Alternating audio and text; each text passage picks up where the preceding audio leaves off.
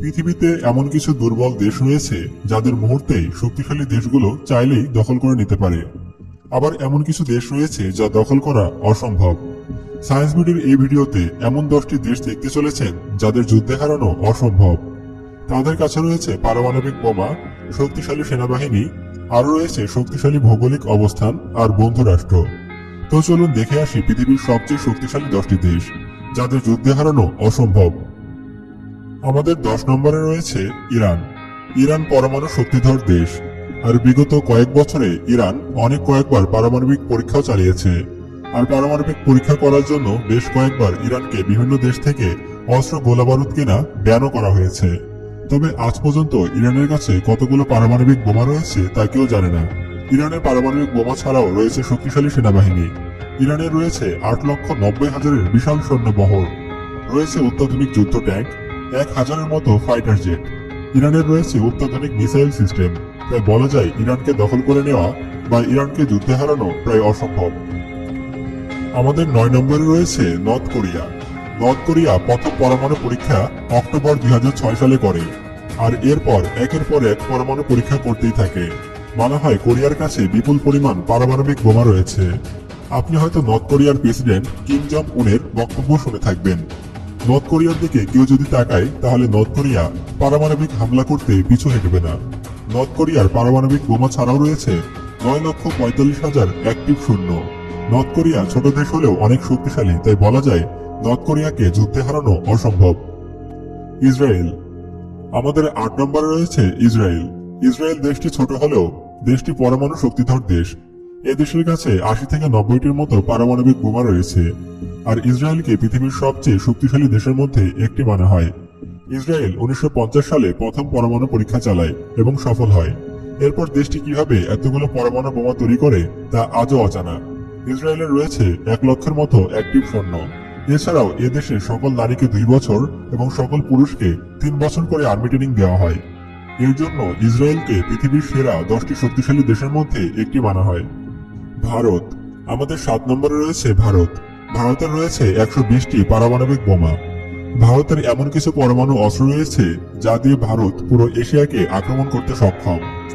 ভারত 1974 সালে অনেক গোপনীয়তা বজায় রেখে পরমাণু টেস্ট করে। এরপর 1998 সালে ভারত আবারও পরমাণু টেস্ট করে। ভারতের পরমাণু অস্ত্র ছাড়াও রয়েছে 25 লক্ষ অ্যাক্টিভ সৈন্য। এত সৈন্য থাকার জন্য ভারত পৃথিবীর 3য় বৃহত্তম সেনাবাহিনীর দেশ।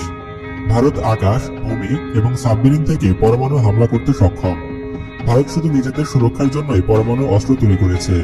ভারতের প্রধানমন্ত্রী বলেছে, যতক্ষণ ভারতের উপরে কেউ হামলা না করবে ততক্ষণ ভারতও কারো উপর আক্রমণ করবে না। পাকিস্তান। আমাদের 6 নম্বরে রয়েছে পাকিস্তান। পাকিস্তানও ভারতের মতো 1974 সালে পরমাণু পরীক্ষা করে। পাকিস্তানের কাছে 130টির মতো পরমাণু অস্ত্র রয়েছে, যা পাকিস্তান আকাশ, ভূমি এবং সাবমেরিন থেকে আক্রমণ করতে সক্ষম। এই পরমাণু হাতিয়ারের জন্য পাকিস্তান ভারতের চেয়ে এগিয়ে আছে। পাকিস্তানের রয়েছে 7 লক্ষ সেনাবাহিনী, আরও রয়েছে অত্যাধুনিক সব যুদ্ধ বিমান, রয়েছে অসংখ্য যুদ্ধ জাহাজ। পাকিস্তানের কাছে এত হাতিয়ার থাকার জন্য আমাদের লিস্টে 6 নম্বরে স্থান করে নিয়েছে।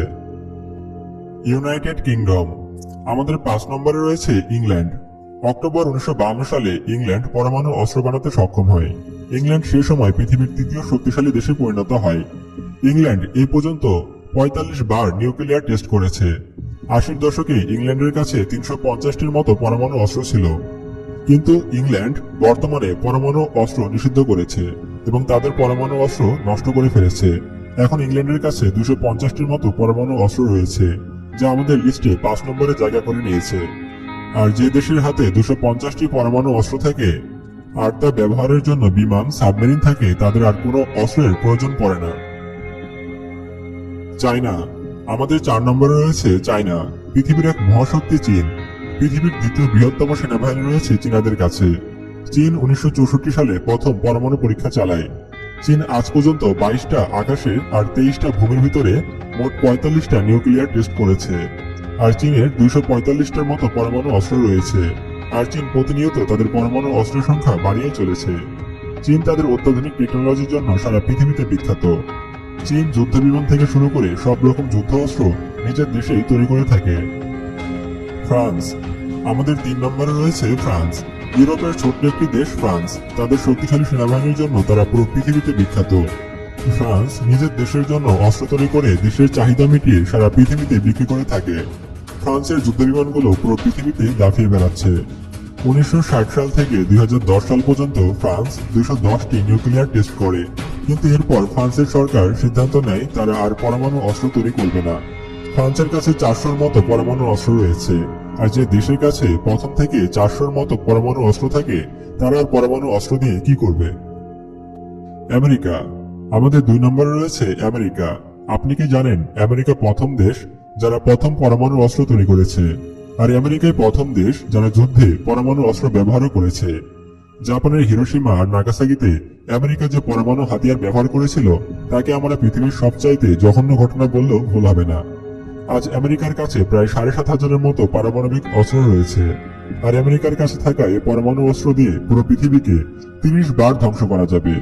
আর এই কারণে আমেরিকাকে পৃথিবীর সবচেয়ে শক্তিশালী দেশ বলা হয়। আমাদের 1 নম্বরে রয়েছে রাশিয়া। রাশিয়ার কাছে 8,500-এর মতো পরমাণু অস্ত্র রয়েছে। যদি পরমাণু অস্ত্রের দিক থেকে ভাবা হয় তাহলে রাশিয়া পৃথিবীর সবচেয়ে শক্তিশালী দেশ।